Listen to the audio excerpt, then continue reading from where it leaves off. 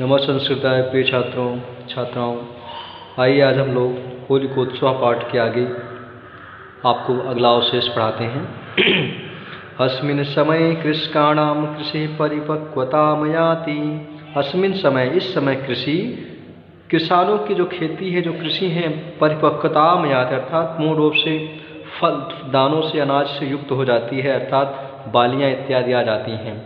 सर्वत्र सरसप पुष्पाणि सस्य श्यामलानि क्षेत्राणि च अवलोक्य कृषकाः उल्लासेन नृत्यन्ति।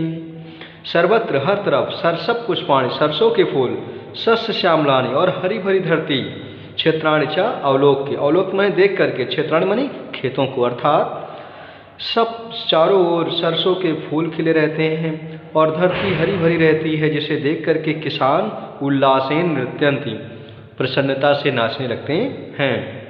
ते नवान्य दृष्ट्वा प्रसन्नाः भवन्ति। ते माने वह सब, नवान नवधन अन्न अर्थात नए अन्न माने अनाज को देख करके प्रसन्न होते हैं। होलिकायाः पूर्वस्मिन् दिवसे अग्नौ नवान अन्यस्य आहुतिमयच्छन्ति।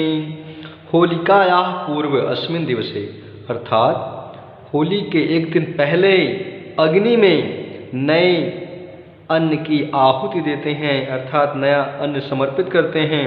और शिष्टम अन्नम, और जो शेष बचा हुआ अन्न होता है, जनाः प्रसाद रूपेण खादन्ति, लोग प्रसाद के रूप में खाते हैं।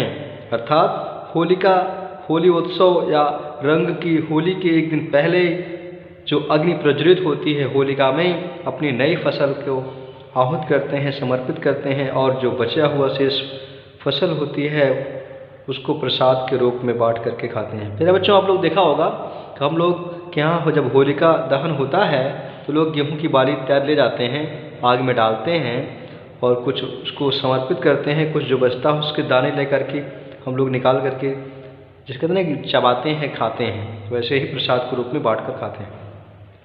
अस्मिन् उत्सवे सर्वे जनाः परस्परं मिलित्वा तृणानि काष्ठानि च एकत्रीकृत्य रात्रौ होलिका दहनं कुर्वन्ति, प्रसाद वितरणं च कुर्वन्ति।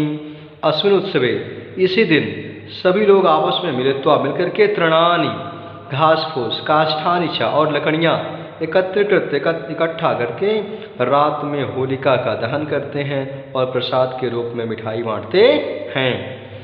द्वितीय दिने सर्वे जनाः मामोदेन होलिकोत्सवम् मानयन्ति।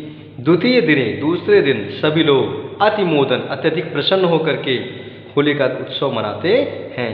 ते हर्षिताः संगीतं वादयन्ति गायन्ति नृत्यन्ति प्रहसन्ति च। वह हर्षित हो, प्रसन्न होकर के संगीत अर्थात गीत गाते बजाते हैं, नाचते हैं और हंसते हैं। सर्वे नराः नार्यः बालकाः युवकाः वृद्धाः च उल्लासेन रंगक्रीडां कुर्वन्ति। सभी नर नारी अर्थात स्त्री पुरुष बालक युवा बूढ़े प्रसन्नता पूर्वक रंग का खेल खेलते हैं। और ते परस्परम गुलालादिकम वर्णानि लिपन्ति। वह सब आपस में गुलाल आदि एक दूसरे को लिपन्ति, लीपते अर्थात लगाते हैं। गृहेषु स्त्रियः मिष्ठान्नं पक्वान्नं च रचयन्ति। घरों में स्त्रियां मिठाई और अच्छे अच्छे पकवान भोजन बनाती हैं। तदा सामाजिक भावनायाः शोभनं दर्शनं भवति। तब सामाजिक भावना का अर्थात आपसी प्रेम व्यवहार का सुंदर दर्शन होता है, अर्थात सुंदरता, सामाजिक सद्भाव की सुंदरता दिखाई पड़ती है। एषः उत्सवः पुण्यस्य सत्यस्य विजयस्य च प्रतीकम्। यह त्योहार पुण्य, सत्य और विजय का प्रतीक होता है। सर्वे यत्र वैरभावं विस्मृत्यं परस्परं गलेन मिलन्ति। सर्वे यत्र, यत्र माने जहाँ, सभी, वैर भाव विस्मृत, दुश्मनी के भाव को भूल करके, वैर माने दुश्मनी, परस्परम गलेन मिलन्ति, आपस में गले मिलते हैं। अस्मिन् दिने शत्रुवः विदेश भावं दूरीकृत्य मृत्युवत् व्यवहारं कुर्वन्ति। अस्मिन् दिने, इस दिन, शत्रु भी द्वेष भाव को भूल करके, दूरीकृत, दूर छोड़ करके, और मित्रों के जैसा व्यवहार करते हैं। प्यारे छात्राणी, नमः संस्कृताय।